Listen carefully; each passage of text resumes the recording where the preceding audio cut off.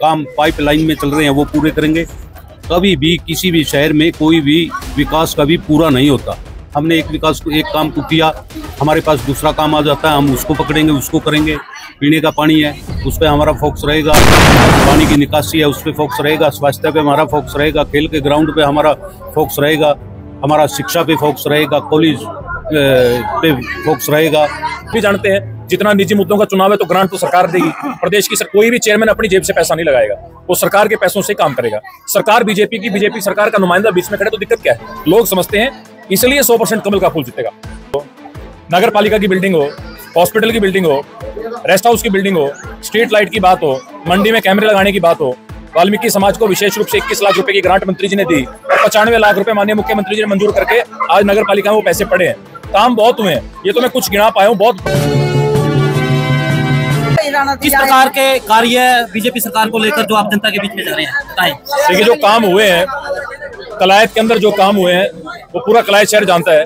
Mini secretary की building हो, कपिल मुनि महिला कॉलेज को सरकारी कॉलेज का दर्जा हो, नगर पालिका की बिल्डिंग हो, हॉस्पिटल की बिल्डिंग हो, रेस्ट हाउस की बिल्डिंग हो, स्ट्रीट लाइट की बात हो, मंडी में कैमरे लगाने की बात हो, वाल्मीकि समाज को विशेष रूप से 21 लाख रुपए की ग्रांट मंत्री जी ने दी और 95 लाख रुपए माननीय मुख्यमंत्री जी ने मंजूर करके आज नगर पालिका में वो पैसे पड़े हैं। काम बहुत हुए हैं, ये तो मैं कुछ गिना पाया हूँ। बहुत बड़ी लिस्ट है।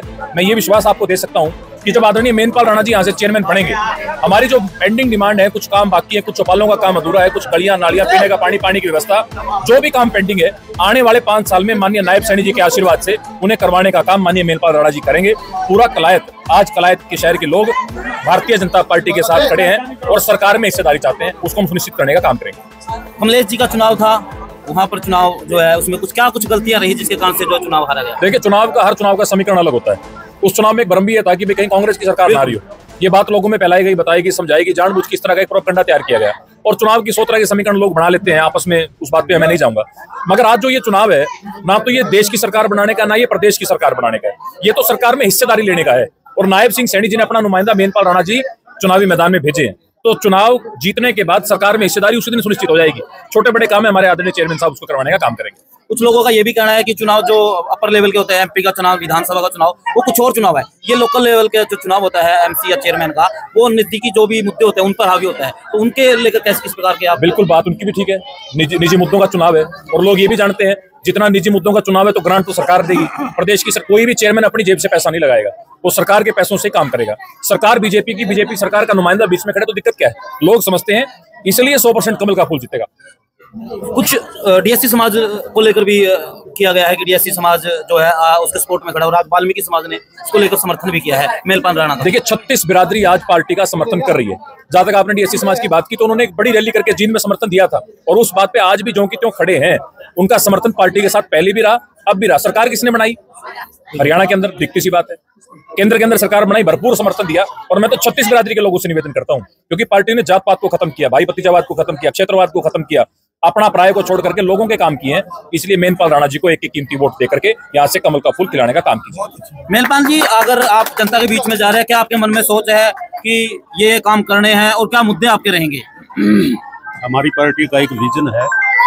हमारी पार्टी हमेशा विकास पर फोकस रहता है, तो यही हमारा विजन है।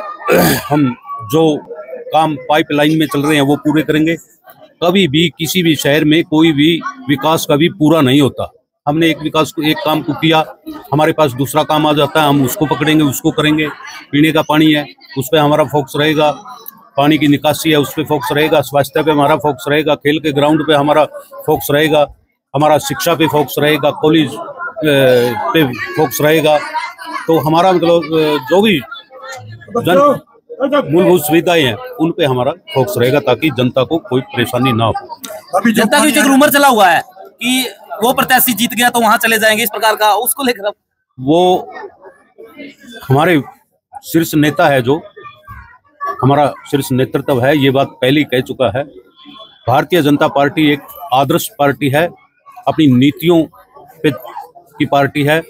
ये किसी भी निर्दलीय को पार्टी में नहीं लेगी, ना ही उसके काम करेगी। ये अपनी अहमियत अपने ही कैंडिडेट को देती है।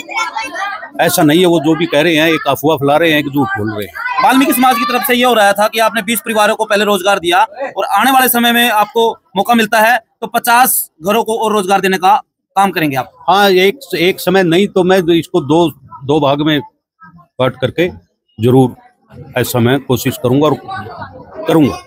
तो क्या जब लोगों के बीच में जा रहे हैं समर्थन क्या कैसा मिल रहा है आपको? मुझे जन का बहुत अच्छा समर्थन मिल रहा है, जनता का सहयोग मेरे साथ है।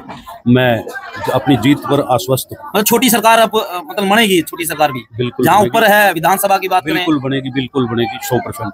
ठीक है, बहुत बहुत धन्यवाद।